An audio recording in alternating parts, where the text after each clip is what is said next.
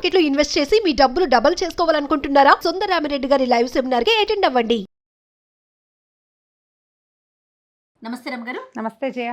రమగారు, మనం దసరా నవరాత్రులు స్పెషల్ నైవేద్యాలు చేస్తూ ఉన్నాము. గోధుమ రవ్వతోటి పాయసం చేద్దాం. మనం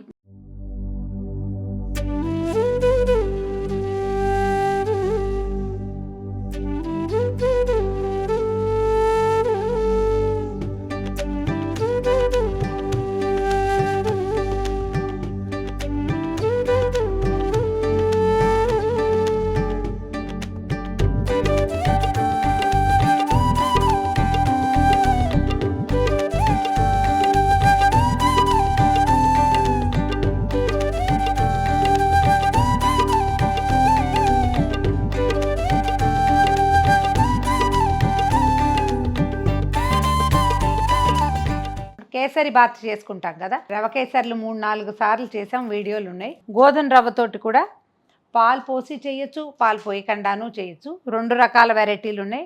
ఒకటి చెప్తాను, రెండోది చేసి చూపిస్తాను. గోధుమ రవ్వ బరగ్గా ఉన్న రవ్వ తీసుకోండి.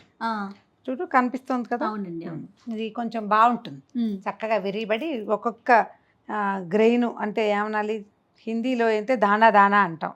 ఈ రవ్వలో ఉన్న ప్రతి పలుకు బాగా చక్కగా ఉడికి అందంగా కనపడుతుంది. గోధుమ రవ్వ ఏ కప్పుతో తీసుకుంటామో ఆ కప్పుతో 2 కప్పుల పాలు, 1 కప్పున్నర పంచదార, తర్వాత కాసిన ఏలక్కాయలు, జీడిపప్పు, కిస్మిస్. ఇంత దీనికి మనం పాలు పోస్తాం కాబట్టి నెయ్యి తక్కువ. ఒకవేళ మీరు పాలు పోయారు అనుకోండి, అప్పుడు కప్పుకి కనీసం 1/2 కప్పు నెయ్యి కావాలి. కొంచెం నెయ్యి సరిపోతుంది. నెయ్యి వేసి ముందు గోధుమ రవ్వని బాగా దోరగా చక్కగా వేగనివ్వండి. గుమ్మగుమ్మలాడేలాగా రవ్వలో తెలుపు వచ్చేసేయాలి. ఈ రంగు పోయి తెల్ల రంగుకి రావాలన్నమాట. నిదానంగా వేయించండి. పాలు కొంచెం కాగబెట్టుకోండి పక్కన. ఆ వేడి పాలు కాస్త నీళ్లు కూడా పోసుకోవచ్చు. ఎలా అంటే ఇప్పుడు మనం దీనికి కనీసం 1కి 4 నీళ్లు పడతాయి. పాలే 4 పోస్తే అంత బాగా కుదరదు, పైగా అసలు కోవాగా అయిపోతుంది. అందుకని 2 గ్లాసులు నీళ్లు, 2 గ్లాసులు పాలు. ముందు నీళ్లు పెట్టుకోవటం పక్కన. ఈ రవ్వ వేగగానే ఆ వేడి నీళ్ళు పోసుకోవటం. ఆ వేడి నీళ్ళల్లో ఉడుకుతుండగానే పాలు ఒకసారి హైలో కొంచెం కాగనివ్వండి. మరి పచ్చిపాలు అయితే అంత బాగుండదు, ఏమిటో ఒక సాటిస్ఫాక్షన్ ఉండదు అనమాట. ఆ వేడి పాలు కూడా ఇవి నీళ్లు పీల్చిన మరుక్షణం పాలు కూడా పోసేస్తే సరిపోతుంది. 1కి 4 ద్రవ పదార్థం కావాలి దీనికి, సరేనా? అంతే. పాలు పోయటం బాగా చక్కగా దగ్గరికి మగ్గిపోయిన తర్వాత పంచదార 1.5 పంచదార పోసేస్తాం. బాగా ఉడికి ఆ చక్క కోవా బాగా వస్తుంది, అంటే హల్వా లాగా కనపడుతుంది కదా. నెయ్యి ఎక్కువ వేయం కాబట్టి నెయ్యి కనపడదు మనకు. అది ఉడికిన భావకం కనపడ్డాక జీడిపప్పులు, కిస్మిస్లు వేయటం, కొంచెం ఏలక్కాయలు వేసుకోవటం. మీకు ఆసక్తి ఉంటే కాస్త అంత కుంకుమ పువ్వుని పాలల్లో నానబెట్టి పెట్టుకోండి, అది కూడా వేసుకోండి. ఈ రవ్వకి కుంకుమ పువ్వు ఏంటంటే రంగులో ఏం పెద్ద చేంజ్ కనపడదు మనకి. తెల్ల రవ్వ అయితే కనిపిస్తుంది. చక్కగా దాన్ని పళ్ళెంలో వేయటం, పైన కాస్త నేర్చుకు వేసి అమ్మవారికి నివేదన చేసుకోవటమే. తప్పకుండా. ఓకే, ముందే చేద్దామంటే కొంచెం నెయ్యి వేసి జీడిపప్పులు, కిస్మిస్లు వేయించుకుందాం. ఎక్కువ పప్పులు వేస్తే వేసేసామంటారు. వీటిని సగం చేస్తాను గారు, అందరికీ వస్తాయి. నేను కూడా అంతే చేస్తా చేయ. మీ దగ్గరే నేర్చుకున్నాను నేను. ఇంత లావు పప్పులు వేసి 10 పప్పులే వేసామనుకోండి, ఎవరి నోట్లో ఒక్కొక్కరికి 3-4 వచ్చేస్తే ఒక్కొక్కరికి 1 రాదు. అందుకని ఏం చేయాలంటే చిన్న ముక్కలు చేస్తే అందరికీ తలా 1, 2, 3, 4, 5, 6 అలా వస్తాయి. చాలు.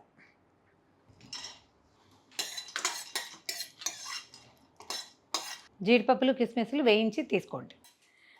జీడిపప్పులు వేయించి పక్కన పెట్టుకున్నాం కదా, ఇగో ఇదే నెయ్యి మనం వేసేది మొత్తానికి. ఇంకా మళ్ళీ నివేదనప్పుడు 1 డ్రాప్ వేసుకోవటమే. గోధుమ రవ్వలో రాయి రప్ప ఇవాళ రేపు ఉండట్లేదులేండి. ఈ కప్పుతో 2 కప్పులు నీళ్లు పోసి ఆ గిన్నె స్టవ్ మీద పెట్టేసి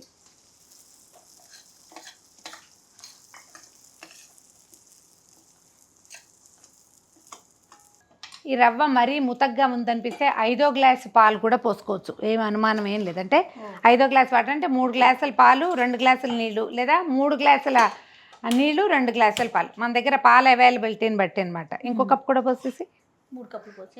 రవ్వ బాగా బిరుసుగా బరకగా ఉంది కదా,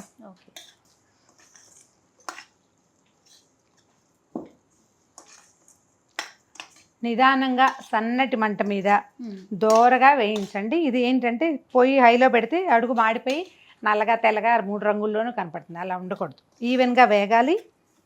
చక్కగా నిదానంగా సన్న మంట మీద కనుక వేయిస్తే గరిట మాత్రం వదలకూడదు. రమ్మగారు వేగిందా? చూడు రవ్వ మీకు తెల్లగా కనపడుతుందా, వాసన వస్తుంది గుమగుమలాడుతూ. అవునండి. రవ్వ తేలిక పడ్డట్టు తెలుస్తోంది. ఇందాకటి బ్రౌన్ కలర్ ఏది అంత తెల్లగా పడింది కదా. వేగితేనే ఇది బాగా కుదురుతుంది. స్టవ్ ఆపేసి ఆ నీళ్ళు కొద్దిగా పోసేద్దాం ఇందులో. ఆ స్పూన్ తీసి, ఇందులో స్పూన్ ఎందుకు ఉందని డౌట్ వస్తుంది. తొందరగా కాగటానికి ఇందులో ఏదైనా స్పూనో ఓ చిన్న కటోరియో పడేస్తే నీళ్ళు స్పీడ్గా కాగిపోతాయి.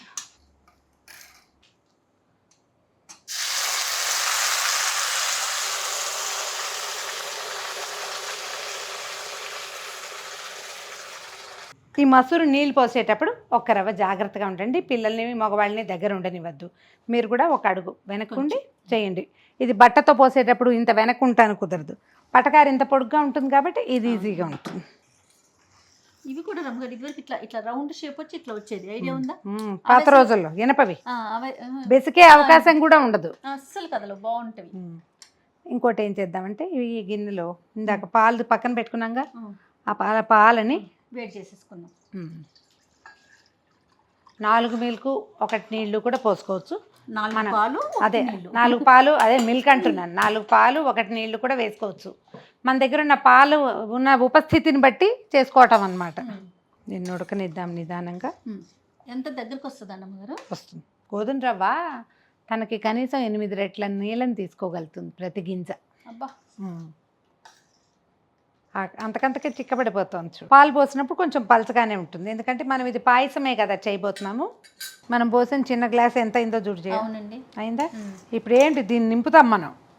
ఇంకా తక్కువ ఇంతే చేయాలి, అప్పుడు మనకి సరిపడా ఆ మాత్రం కప్పు నిండా వస్తుంది. మరి ఇన్ని రెట్లు నీళ్ళు పోస్తున్నావా? 1కి 5 నీళ్ళు పోసి 1.5 పంచదార పోస్తే ఎంత అయింది? 1 5 1 5 6.5 రెట్లు అయిపోతుంది. ఉడికేసరికి ఎక్కువ అవుతుంది కదా. పాలు కాగబెట్టి పక్కన పెట్టుకున్నామా? ఈ పాలెత్తి పాయసంలో పోసేద్దాం. మీగడ కడితే చక్కగా మీగడతో సహా పోసేయండి, ఎక్కువ రుచిగా ఉంటుంది. కొంచెం ఇది కొత్తలాడి చుట్టుపక్కల పడుతుంది కాబట్టి కాస్త వెనక్కుండండి. స్టవ్ కొంచెం సిమ్లో పెట్టండి. 3 లాగేసిన రవ్వ ఈ 2 కూడా దగ్గరికి లాక్కుంటుంది. హల్వా కంటే కొంచెం వదులుగా ఉంటుంది. ఓహో,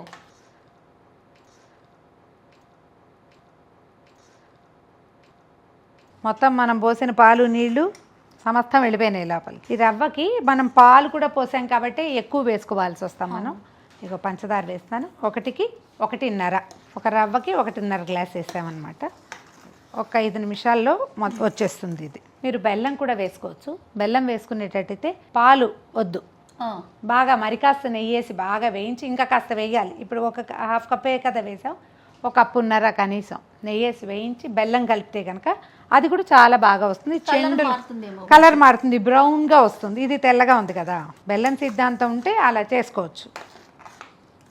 ఒక 4 నుంచి 8 నిమిషాల లోపల మొత్తం చక్కగా దగ్గరకు వచ్చేస్తుంది. ఈ బుడగలు వస్తున్నాయి చూడండి.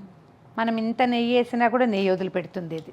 ఈ బుడగలు రావటం వచ్చి అంచులు వదిలేసాక దీన్ని ఆపేసేయచ్చు. మనం లూజ్ పాయసం లాగా కాకుండా స్పూన్తో తీసుకునేలాగా పాయసం లాగా కనపడుతుంది. మొదటి రోజు నుంచి 10 రోజుల లోపల మీ వీలు వెంబడి ఏ రోజు కుదిరితే ఆ రోజు. కేసరి బాత్ పెట్టుకోవాల్సిన రోజు ఉంది కదా, మనము ఎప్పుడు పెడతాం? అది కాత్యాయనికి కేసరి బాత్ అలా పెడతాం. ఆ రోజున నివేదనకి ఇది చేసుకోవచ్చు. అలా కూడా చేయొచ్చు, రవ కేసరి చేయొచ్చు, ఇదైనా చేసుకోవచ్చు. ఒకవేళ రవ కేసరి చేయాలనుకుంటే మన ఛానల్లో 3 రకాల రవ కేసర్లు ఉన్నాయి. ఏది కుదిరితే అది చూసుకుని పెట్టుకోండి. దగ్గర పడిపోయింది చూడు మన పాయసం. చూడు అడుగు అంటుతానంటుంది. ఈ తెర వస్తే చాలు. ఇప్పుడు ఇలా తీస్తుండగా అది చూడు ఖాళీ వస్తుంది, చూసావా? అడుగును అంటుకోకుండా కనపడుతుంది. అది వస్తే చక్కగా వచ్చేసినట్టే. ఏం చేద్దాం ఇప్పుడు? ఏలకల పొడి కొద్దిగా వేసేద్దాము. స్టవ్ ఆపేస్తాను. వేయించి పెట్టుకున్న జీడిపప్పులు, కిస్మిస్లు, బాదం పప్పులు వేసుకోదలిస్తే అవి కూడా 1 గంట నానబెడితే బాదం పప్పులు పైన ఉన్న తోలు ఊడొచ్చేస్తుంది. కొద్దిగా సన్నగా చాకుతోటి గీట్లు పెట్టి కనుక ముక్కలు తరిగేస్తే నేతిలో వేయించి వేస్తే ఎక్కువ రుచిగా ఉంటుంది, బాగుంటుంది. అయిపోయింది చేయ. కొద్దిగా ఒక బౌల్లో పెట్టుకుని పైన కొంచెం నెయ్యి వేసి అమ్మవారికి నివేదన చేసేసుకోవటమే. తీపి ఎక్కువ కావాలనుకుంటే పంచదార పెంచుకోండి, అంతే. కమ్మనైనా గోధుమ పాయసం మీ వెసులుబాటుని బట్టి ఉదయమో సాయంకాలమో చేసి నివేదన చేసుకోండి. అద్భుతం. ఏదో మనం ప్రయత్నం చేస్తూ ఉన్నాం రమ్ గారు. ఇది స్టూడియో కాబట్టి అంత పూర్తిగా వెసులుబాటుగా చూపించలేకపోయినా నైవేద్యం ప్రధానం కాబట్టి వాటిని చేసే ప్రాసెస్ మాత్రం చూపించగలుగుతామండి. సో ప్రేక్షకులందరికీ మరొకసారి దసరా శుభాకాంక్షలు.